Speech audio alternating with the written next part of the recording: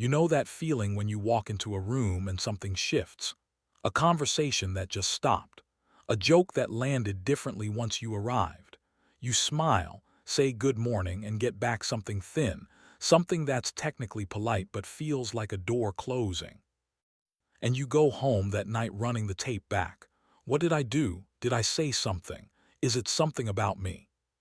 Here's the question that will follow us through this whole video.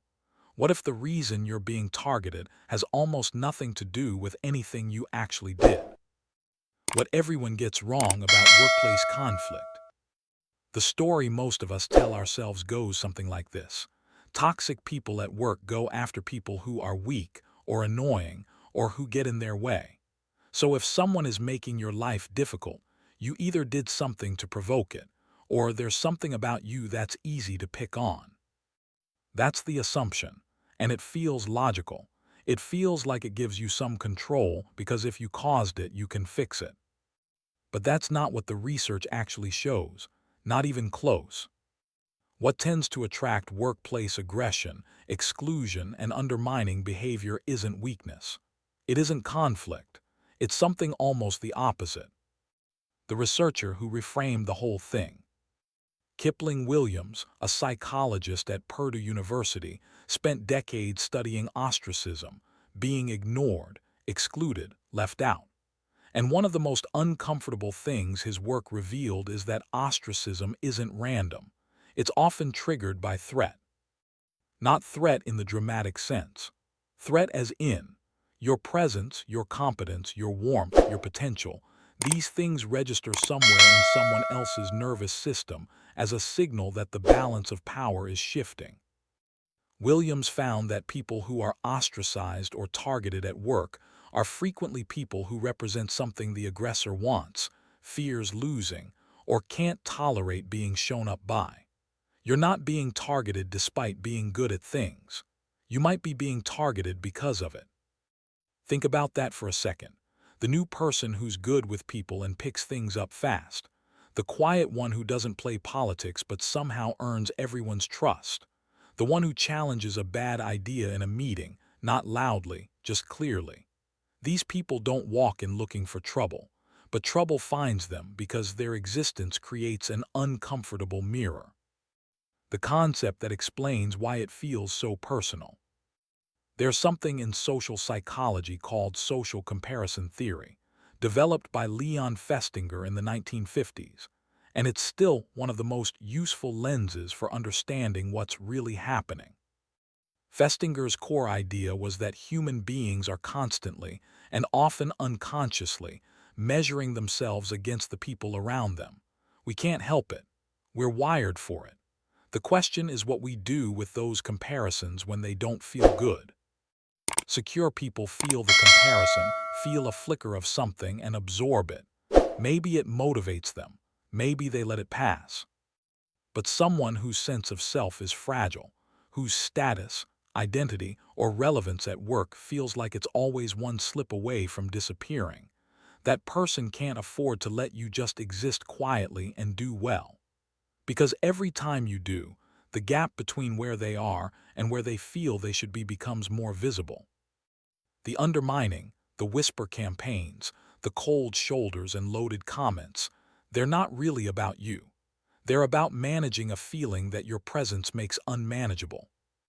Before we pretend this is simple, an honest thing, I want to stop here for a moment because there's something I'd be leaving out if I didn't say it. This framing, the idea that you're targeted because of your strengths, can become its own kind of trap. Because there's a version of this narrative that tips into something unhealthy, where every difficult relationship becomes evidence of your own superiority. And that's not what this is. Some people in workplaces behave badly because of real, deep pain histories of not being safe, of having to compete just to be seen, of environments that punish them for being genuine.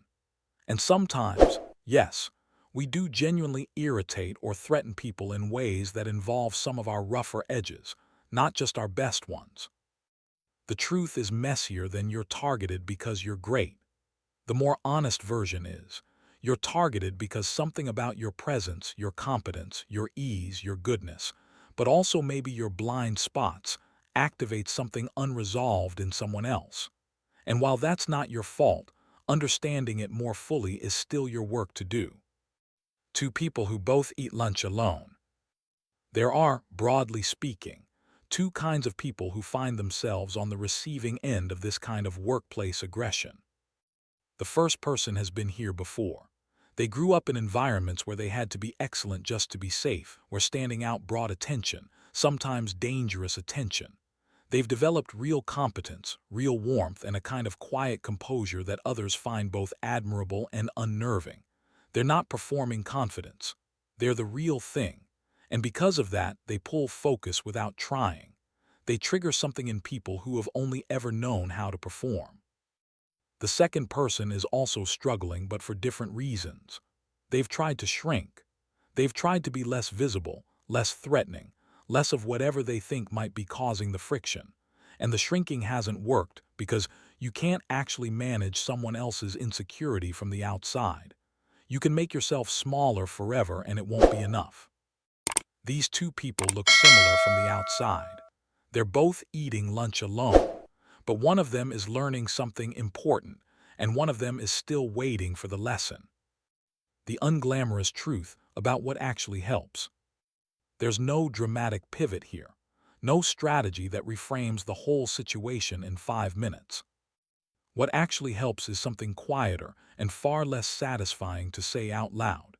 It's the slow work of getting really clear on what's yours and what isn't. What's yours, the way you communicate, the assumptions you make about people's intentions, the moments where you genuinely could have done better. What isn't yours, someone else's inability to tolerate your competence, their need to manage the room by cutting you down, the history they carry that has nothing to do with you. Most people want to collapse those two categories into one. Either it's all them or it's all me. The more honest and harder position is to hold both at once. To say, I can look clearly at myself without letting someone else's dysfunction become a story about my worth. That's not inspiring. It doesn't make a good quote, but it's what the research and honestly what most people's lived experience actually points toward. For the person who's wondering if they'll always be the target. If you've watched this and part of you is thinking, okay, but this has happened more than once. This isn't just one coworker. This is a pattern that follows me. Then I want to speak to you directly for a second. That pattern is real and it deserves to be taken seriously. Not as evidence that something is fundamentally wrong with you, but as information. Patterns like that often have roots in what you learned about authority, about visibility, about whether it's safe to be seen. Those roots are worth looking at, ideally with a therapist or counselor who understands relational dynamics. And I won't pretend that insight alone changes the situation at work. Sometimes the environment is genuinely broken, and the only healthy move is to leave it. Clarity about what's yours and what isn't doesn't make someone else stop behaving badly. It just means you stop paying for their behavior with your self-concept. That distinction matters. The weight they were never carrying for you. Someone made your working life smaller, and you've been asking yourself what you did to deserve it. The most honest answer is probably this: you didn't deserve it. You just happened to remind them of something they couldn't face. What's one moment at work where you realized the conflict wasn't actually about you, it was about something else entirely? Drop it in the comments. We read every one. And if this kind of psychology is the lens you want to use to understand yourself better, Psyche and reality has a lot more where this came from.